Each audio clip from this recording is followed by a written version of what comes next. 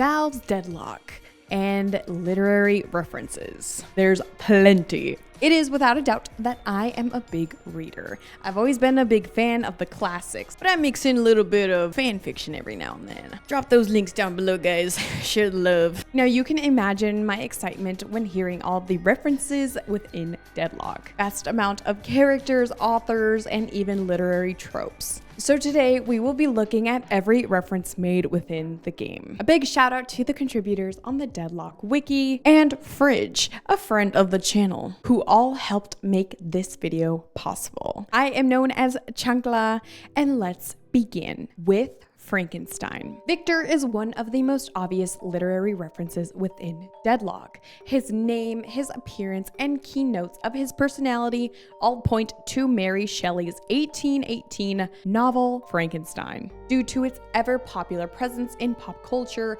I'm sure you know the story. Victor Frankenstein creates a living being from strewn about body parts. Victor is so horrified by what he's made that he chooses to never name his creation. All right, everyone. Turn to page 59. The creature is described as having yellow eyes, yellow skin, lustrous black hair, and a shriveled complexion. Tall at around 8 feet, and referred to as emotional. Wanting and seeking connection, though facing constant rejection due to its horrid appearance.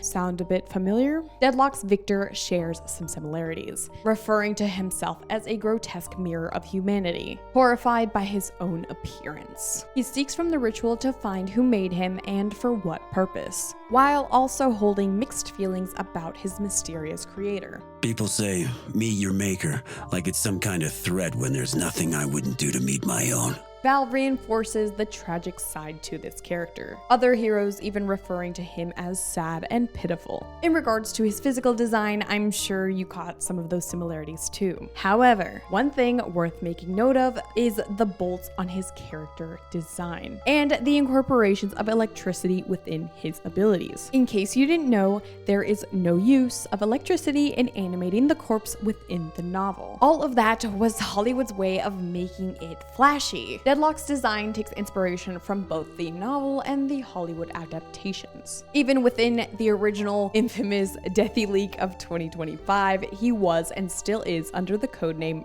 Frank within the files. I hope to explore more of Victor's story in the coming visual novels. Right, Valve? Wink, wink. Dracula. Mina Ha, a reference to the character Mina Murray within Bram Stoker's novel Dracula, released in 1897. Now, these two are stark contrasts to each other. In the novel, Mina Murray plays a crucial role as a part of the main cast. She is virtuous, intelligent, with a strong mental fortitude, a pure-hearted heroine. The being known as Dracula is trying to spread his influence over England and choose to target Mina, though she resists turning into a vampire, and spoiler alert, Dracula's death frees her from ever turning. At the end, Mina marries Jonathan Harker, another person involved in the group hunting Dracula, and her name changes from Mina Murray to Mina Harker. Mina Harker. Now, in comparison to Mina Ha, you can see their contrast to their character. Deadlock's Mina is spoiled, a status-obsessed young woman who willingly becomes a vampire when her marriage to Pocket falls apart, embracing her new way of life as a tool to climb within the vampiric social ladder. An interesting take on its inspiration and a unique homage to the timeless classic tale. Alice in Wonderland. We are familiar that the doorman has unique voice lines when ulting the various amounts of heroes. When ulting Paige, he will reference the 1865 novel by Lewis Carroll. Patience! You now find yourself the Alice to my Cheshire cat. So please, indulge in your personal Lewis Carroll fantasy as long as you wish. Such wonderful sights and experiences await you here at the Baroness.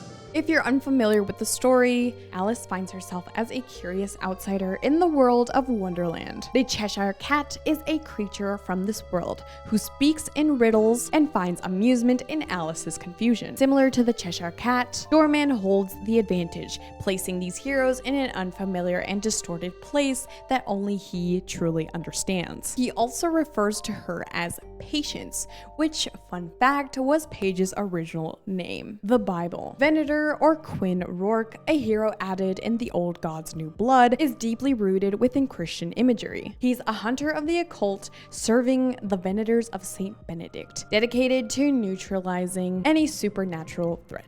Following the nature of his character, he references biblical passages. His weapon is named after the Bible verse Jeremiah 51:20, which reads, "Thou art my battle axe and weapons of war, for with thee will I break in pieces the nations, and with thee will I destroy kingdoms." A passage describing an instrument of divine judgment. How fitting.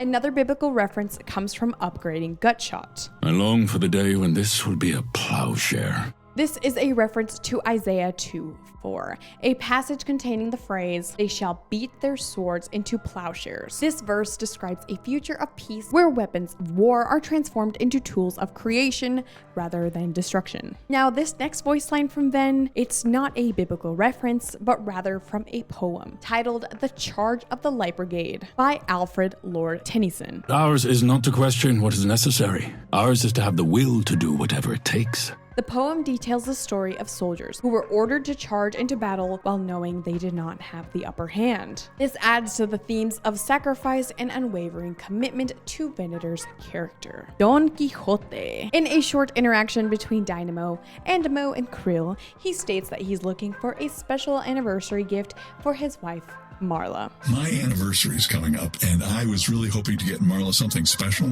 What are you thinking? Jewels, fine art, Ixian trinkets? She's a big reader, so I was thinking a rare book.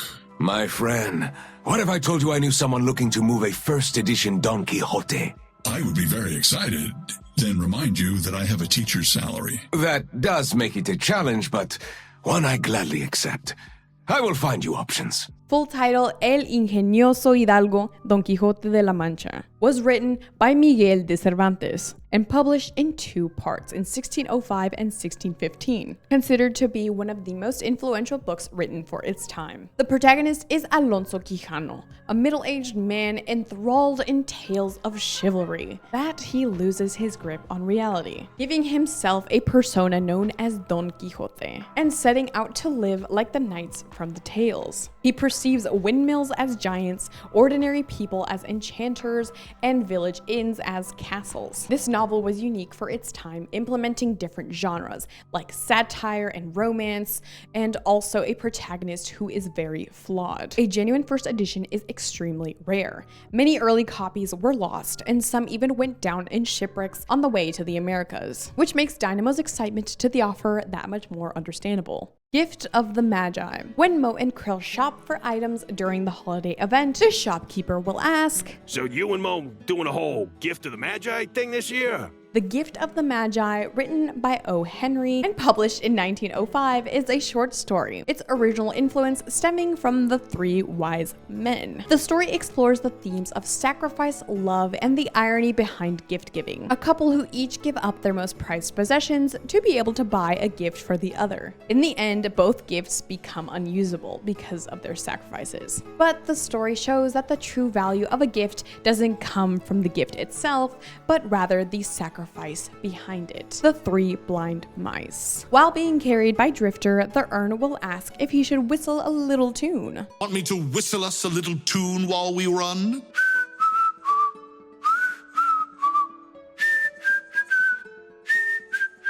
This tune is from the nursery rhyme, The 3 Blind mice, which has been around since the 1600s and has had various illustrative adaptations. I don't think I need to explain the story, do I? Paige. Okay, now we reach the point in this video where almost everything about this hero is somehow connected to literature. I mean, look at her kit. The name of her ability is plot armor. I'm not even going to get in that. It's so clever. Her name, Paige, the daughter of a rare book dealer. Her love for literature being fostered from a very young age. That same love that paved her way to becoming a bibliomancer. Now let's kick it off with Shakespeare. She has a great appreciation for Shakespearean works, referencing plays such as 1595 A Midsummer Night's Dream, 1603's Othello, and 1599's story Henry V, Wuthering Heights. She references Emily Bronte's 1847 Gothic novel Wuthering Heights a lot. A tragic tale of destructive love and revenge between main characters Heathcliff and Catherine. Graves even mentions how she's writing a paper on Wuthering Heights. In a funny voice line, Paige references this novel, saying Lash wants to be a Heathcliff, which would define him as complex, intensely passionate, and yet brooding. But she says that at the end of the day, he's just a dime store Mr. Collins, a character from Jane Austen's 1813 novel, Pride and Prejudice. This would mean he acts more important or intelligent than he really is. Paige has a voice line questioning whether it's an Austen day or a Bronte kind of day. Do you think I brought enough books? I mean, it's probably enough, but I remember this one time I planned on it being an Austen day, but life was like, sorry, lady, it's Bronte time. And I was not prepared. Two of the most famous female authors of the 19th century. Pride and Prejudice. Jane Austen's Pride and Prejudice is a satirical romance novel revolving Elizabeth Bennet and Mr. Darcy, overcoming pride and social expectations to find love. Rem has a voice line when ulting Paige, taking on the form of Elizabeth Bennet, saying, "Why, yes, Mr. Darcy, I will marry you." Okay, one more Pride and Prejudice reference, I swear. In an unused voice line, Paige will say, "I hate them more than I hate Mr. Darcy." While Darcy is ultimately a beloved character, he is introduced as arrogant, elitist, an asshole, eventually being forced to confront his pride. The picture of Dorian Gray. When killing Lady Geist, Paige will say the following. "So long, Lady Dorian Gray." Written by Oscar Wilde and published in 1890, the novel follows a young man who remains forever young while a portrait of him ages in his place, slowly revealing the corruption brought on by his own pursuit of beauty and immortality. Given Geist's obsession with preserving her youth, honestly, Paige, too true. Arthurian Legend. Oh my god, where do I even begin with this one? A big portion to Paige's character and abilities center around Arthurian Legend. Arthurian Legend is a collection of medieval stories that center around King Arthur, his kingdom of Camelot, and the Knights of the Round Table, helping pave the way to the genre of fantasy with symbols like enchanted swords, legendary knights, and heroic quests, so on and so forth. Even if you've never read the legends, you've most certainly come across ideas inspired by them in modern books, video games, and movies. Paige's third ability, what is that called? Her snare? Her little sword thing. is inspired by Excalibur, the legendary sword of King Arthur. When casting it, she calls upon the Lady of the Lake, otherwise referred to as Nimue, the figure who entrusts Excalibur to King Arthur. Hey guys, Editing Chocolate here. So while I was recording this, I thought Excalibur and Sword in the Stone were the same, but I guess it depends on which version of Arthurian Legend you're reading, and there's not just one sole canon. So in some stories they are the same, and in others they are separate things. There's just so many stories, there's no one canon. Okay, cool, continue with the video. When ulting, she cries for Camelot or for Avalon. Camelot is the capital of Arthur's court, while Avalon is the island Arthur is taking to after his final battle to recover from his mortal wounds, which Mina actually spoils and says that he dies. Arthur dies at the end. Yeah, I read it. Don't act surprised. Within more of Paige's voice lines, she calls upon famous knights of the Round Table, including Lancelot, Bors, Galahad, and Gawain. After Amelia kills, she will reference Percival and Arthur Pendragon, King Arthur's full government name. You just got knocked out by Arthur Pendragon. It's very, very clear Paige's love for Arthurian legend, her fascination with the fantasy, legendary heroes, and even noble knights. Doesn't get much more romantic than knights on horseback. Paige the Knight thing is so valid. The way these references are interwoven with her design, everything around her, it's so clever. In addition to this, the Archmother will refer to Paige as a modern-day Galahad, a knight who is viewed as heroic and pure. Sherlock Holmes. The bad guys never get away with it. Well, Moriarty kind of does, but then Doyle gave up on his conviction, so it doesn't count. This is referencing Sir Arthur Conan Doyle's Sherlock Holmes, specifically the short story The Adventure of the Empty House, published in 1903. Moriarty is referred to as Holmes' evil counterpart, and in the 1893 story The Final Problem, Doyle intended to have Moriarty kill off Holmes, putting an end to the series. However, due to popular demand, Doyle brought Sherlock back, reintroducing him in The Adventure of the Empty House in 1903, hence the funny jab. Wind in the Willows, a children's novel about the adventures of a rat, a mole, a badger, and a toad as they explore friendship, things of nature, and the consequences of the toad's recklessness. See where I'm going with this? When passing Moe and Krill on the zipline, Paige will say, "Oh, it's like the wind in the willows with guns." Hercule Poirot. Who's got time to complete a ritual when Hercule Poirot is in the middle of solving a mystery? The famous fictional detective created by Agatha Christie, who first appeared in the 1920 novel The Mysterious Affair at Styles. Poirot would make several appearances in short stories and novels for years to come. Rem also references this detective. An interesting theory, Mr. Poirot, but I know who really killed J. Gatsby. In this voice line, Rem accidentally mixes up these two stories, Hercule Poirot with F. Scott Fitzgerald's 1925 novel, The Great Gatsby. The Great Gatsby centers around J. Gatsby in his pursuit of a lost love and the illusions of wealth. Gatsby is murdered at the near end of the novel, hence Rem bringing in this famous detective to try and solve Gatsby's murder. Silly, silly Rem. Of Mice and Men. When killing an enemy Viscus, Paige says, I feel like George to his Lenny. This is a reference to John Steinbeck's 1937 book of Mice and Men. One of my personal favorites. A tragic story about two migrant workers, George and Lenny, whose dream of owning their own land is shattered by hardship. By comparing herself to George and Viscus as Lenny, Paige suggests she sees herself as the more responsible one, or even the caretaker, maybe even the protector. This is understandable considering Viscus's naivety towards anything beyond the deep. The Lion, the Witch, and the Wardrobe, a fantasy novel by C.S. Lewis,